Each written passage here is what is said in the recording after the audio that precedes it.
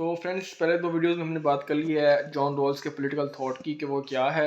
उनका इंट्रोडक्शन देखा है, व्हील्स ऑफ इग्नोरेंस को देखा है, ओरिजिनल पोजीशन को देखा है जिसकी वो बात करते हैं ओरिजिनल पोजीशन क्या होती है। फिर हमने इसके जस्टिस प्रिंसिपल्स को देखा है, टू प्रिंसिपल्स ऑफ जस्टिस जो है वो उनको देखा है, जस्टिस एज फेयरनेस को देखा है। अब हम इस वीडियो में देखेंगे या समझेंगे हम, वो होगा हमारे पास इसका क्रिटिसिज्म, जो जॉन रॉल्स का जो क्रिटिसिज्म और जो चैलेंजेस है वो देखेंगे। फिर हम इसकी थोड़ी सी एप्लीकेशन देखेंगे कि इसका बेनिफिट क्या है, ठीक है। फिर हम एंड पे इसका कंक्लूजन निकालेंगे। तो आइए स्टार्ट करें। फ्रेंड्स, क्रिटिसिज्म में वो जो इसका देखा है तो वो ये है कि जो मेन क्रिटिसिज्म जो रॉल्स की पॉलिटिकल थॉट में आता है वो ये कहते हैं कि ये जो इन्होंने जो पॉलिटिकल फिलोसफी दी है ना, वो बहुत ही आइडियलिस्टिक है, वो बहुत ही एब्स्ट्रैक्ट है। मीन इसको अचीव करना बहुत ही मुश्किल है, रियलिस्टिक नहीं है। मतलब वो ऐसी बात करते थे कि ना कि एक ओरिजिनल पोजीशन, अब ओरिजिनल पोजीशन कैसे आएगी, वो तो अचीव करना पॉसिबल नहीं है, जिस वो वेयर ऑफ इग्नोरेंस की बात करते हैं।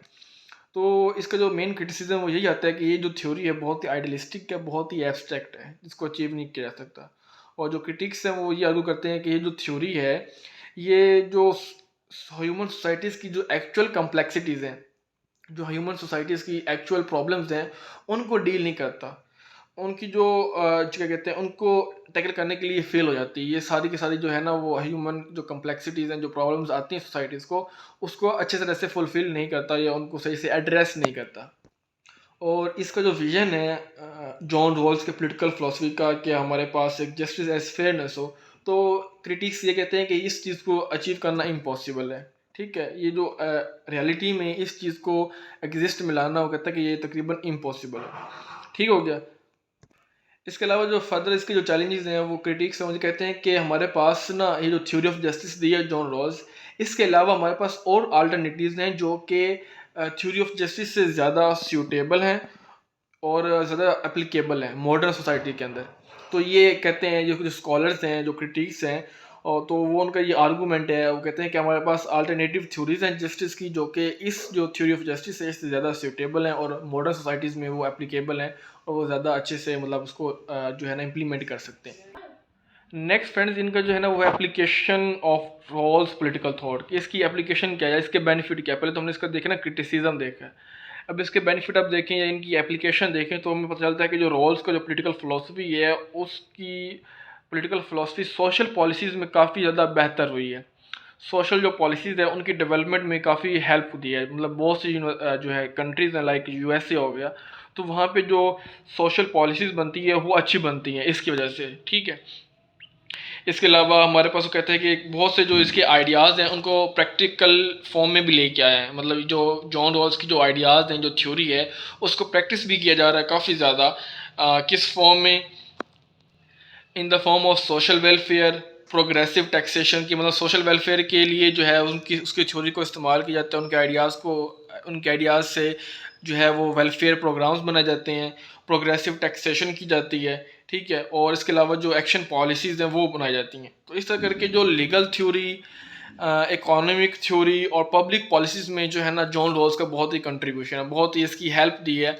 इकोनॉमिक थ्योरीज़ के अंदर, पब्लिक पॉलिसीज़ के अंदर, लॉज के अंदर और इकोनॉमिक थ्योरी के अंदर ये हेल्प दी है। और बाकी जो प्रोग्रेसिव टैक्सेशन है, वेलफेयर जो प्रोग्राम्स हैं, वेलफेयर जो पॉलिसीज़ हैं, उसके अंदर इसकी काफ़ी जो आइडियाज़ हैं उनको प्रैक्टिस फॉर्म में लिया गया, मतलब उनको प्रैक्टिकल फॉर्म में ले आकर इम्प्लीमेंट किया गया। ठीक हो गया। नेक्स्ट फ्रेंड्स, अगर हम जॉन रॉल्स की जो पॉलिटिकल फिलोसफी है, पॉलिटिकल थ्योरी है, अगर उसको हम दूसरे पॉलिटिकल थिंकर्स से कंपेयर करें तो हमें क्या डिफरेंस पता चलेगा। तो हमें ये पता चलेगा जो रॉल्स पॉलिटिकल थॉट है, वो उसकी जो आइडियाज़ हैं वो काफ़ी ज़्यादा मिलते जुलते हैं इमैनुअल कांट से, जॉन लॉक से, जीन जैको रूसो से। तो इन जैसे जो पॉलिटिकल थिंकर्स हैं उनसे इनके जो आइडियाज़ हैं उनको कंपेयर किया जाता है। तो कुछ मिलते भी हैं और कुछ डिफरेंस भी है। तो रोल्स जो होता है, जो रोल्स है, जॉन रोल्स जो हैं वो सोशल जस्टिस के ऊपर एम्फोसाइज करते हैं कि सोशल जस्टिस हो। ठीक है, सोसाइटी के अंदर जस्टिस हो, फेयरनेस हो। ठीक है, और जो सोसाइटी के अंदर जो लीस्ट एडवांटेज मेंबर्स हैं सोसाइटी के, उनको बेनिफिट हो। तो इनकी ये जो बात है, इनकी जो थ्योरी है, ये इनको बाकी फिलोसोफर से, बाकी जो पॉलिटिकल थिंकर्स हैं उनसे डिस्टिंग्विश करती है, उनसे इनको सेपरेट करती है, डिफ्रेंशिएट करती है कि इनमें उनमें क्या डिफरेंस है। तो ये जो बात करते हैं आपके पास लीस्ट एडवांटेज मेंबर्स की, जो सोसाइटी के अंदर है, जो बहुत ही डिप्राइव सेक्शंस हैं, जो प्राइड मेंबर्स हैं, मतलब पुअर हैं, मार्जिनलाइज्ड हैं, रेडिकलाइज्ड हैं, तो ये उनकी बात करते हैं कि वो जो मेंबर्स हैं ना, उनको सोशल जस्टिस मिलनी चाहिए, ठीक है, उनकी जो है ना क्या कहते हैं वेलफेयर होना चाहिए। तो इसी बात की वजह से जो है ये डिफरेंट है उनसे, कुछ आइडियाज़ उनसे मिलते जुलते हैं, इमैनुअल कांट से, जीन जैको रूसो से, ठीक है, पॉलिटिकल थिंकर्स जो हैं उनसे, जॉन लॉक से मिलते हैं, लेकिन ये जो बात है ये उन्होंने नहीं कही। तो इस वजह से ये एक प्रोमिनेंट जो है पॉलिटिकल थिंकर्स बनते हैं 20वीं सेंचुरी के। ठीक हो गया। तो लास्ट में फ्रेंड्स, जब हम इसके कंक्लूजन की बात करें, जॉन रॉल्स की ओवरऑल इस डिबेट को एंड करें, तो हमें पता चलता है कि जो जॉन रॉल्स का पॉलिटिकल थॉट है वो एक सोसाइटी के अंदर उसकी एक सिग्निफिकेंट कंट्रीब्यूशन है। मीन्स उसकी जो पॉलिटिकल फिलोसफी है वो बहुत ही कॉन्टम्परेरी पॉलिटिकल फिलोसफी में बहुत ही उसका एक अहम रोल है, एक सिग्निफिकेंस उसकी रोल है, इंपॉर्टेंस है कॉन्टेम्परेरी पॉलिटिकल थॉट के अंदर। जो आज की दौर में हम देखें 20वीं सेंचुरी का वो फिलोसफर है ना, पॉलिटिकल थिंकर है, तो उसमें उसका जो है ना एक सिग्निफिकेंट इम्पैक्ट है। ठीक हो गया। उसके जो आइडियाज़ हैं उसका काफ़ी सोशल पॉलिसीज़ के ऊपर इम्पैक्ट है, मतलब उसकी जो आइडियाज़ जो थ्योरी हैं, तो सोशल पॉलिसीज़ की डेवलपमेंट में उनका काफ़ी एक रोल नज़र आता है आपको, वो काफ़ी उसको इन्फ्लुएंस करती हैं, उनकी जो आइडियाज़ हैं, तो वो पॉलिसी सोशल पॉलिसीज़ को जो मतलब जो सोसाइटी के लिए पॉलिसीज़ बनाई जाती हैं, जो एक मुआशरे के लिए बनाई जाती हैं सिविल लाइफ के अंदर, सिविल सोसाइटी के अंदर, तो उस सोशल पॉलिसीज़ में आपको कहीं ना कहीं जॉन लॉक का एक इन्फ्लुएंस नज़र आता है, जॉन लॉक कह रहा हूँ, जॉन रॉल्स का, उनके पॉलिटिकल थॉट की काफ़ी इन्फ्लुएंस नज़र आता है, वो काफ़ी उन्होंने उसके ऊपर इम्पैक्ट किया है। तो सोशल पॉलिसीज़ के अंदर इसके अलावा ये है कि इनका जो पॉलिटिकल थॉट है ना, इन्होंने हमें एक फ्रेमवर्क प्रोवाइड किया है, मतलब एक हमें थिंकिंग का एक फ्रेमवर्क प्रोवाइड किया है कि हम जो जस्टिस के इश्यूज़ है उसके बारे में सोच सकें, जो इक्वालिटी है मॉडर्न सोसाइटी के अंदर, जो जस्टिस है वो कैसे चल रही है, वो कैसे होनी चाहिए। तो मॉडर्न सोसाइटी के लिए इन्होंने एक फ्रेमवर्क प्रोवाइड किया, एक बेसिक क्या कहते हैं, एक स्टैंडर्ड प्रोवाइड कर दिया है, एक स्ट्रक्चर प्रोवाइड कर दिया है, एक उन्होंने अपनी थ्योरी दी है मॉडर्न सोसाइटी के अंदर, मॉडर्न पॉलिटिकल थॉट के अंदर, जो कि हेल्प करती है आपको सोशल वेलफेयर में और आपको जस्टिस के इश्यूज़ को समझने में, जो इक्वालिटी है उसको समझने में, इक्वालिटी क्या होती है, जस्टिस क्या होती है, तो इन सब को जो है टैकल करने में आपको ये हेल्प करती है। तो फ्रेंड्स, ये हमें जो है ना फेयरनेस का बताते हैं कि फेयर क्या होती है, जस्टिस क्या कैसे होती है। तो फ्रेंड्स, ये था हमारे पास जॉन रॉल्स का पॉलिटिकल थॉट।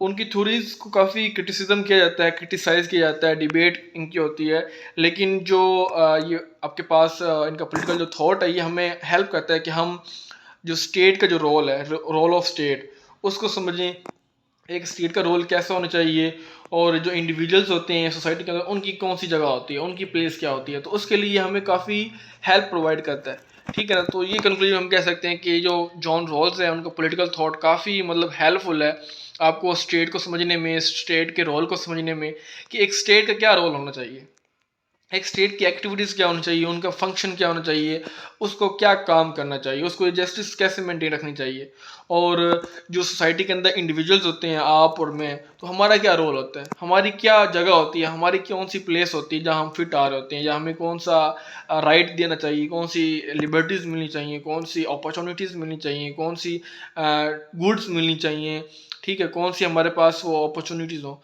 तो इसके बारे में ये बताते हैं। अगरचे इसको काफ़ी क्रिटिसिज्म किया गया है, काफ़ी डिबेट है, लेकिन ये हमारी जो अंडरस्टैंडिंग है स्टेट के रिगार्डिंग और सोसाइटी के अंदर इंडिविजुअल्स के रिगार्डिंग, उसको काफ़ी हेल्प करती है, ताकि हम ये सोच सकें कि फेयरनेस कैसे होती है, फेयर सोसाइटी कैसे होती है, और सोसाइटी के अंदर हम किस तरह इनइक्वालिटीज़ को रिमूव कर सकते हैं और इक्वालिटी लेके आ सकते हैं।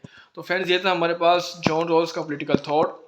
होप कि आपको ये समझ आ गया होगा और आपके थोड़े माइंड में अंडरस्टैंडिंग बन गई होगी। थोड़ा सा टफ है लेकिन मज़े का है, आप इसको थोड़ा सा डिटेल में एक दफ़ा रीड करेंगे और समझेंगे ना, तो आपको ये सारा समझ आ जाएगा कि ये कौन क्या बात कर रहे हैं। आप इसको अगर अपनी लाइफ से रिलेट करेंगे तो आपको अंडरस्टैंड करने में काफ़ी ज़्यादा हेल्प होगा। तो फ्रेंड्स, ये था जॉन रॉल्स का political thought. Hope you have understand this political philosophy, and if you like my video you can subscribe my channel. Thanks for watching friends, see you very soon.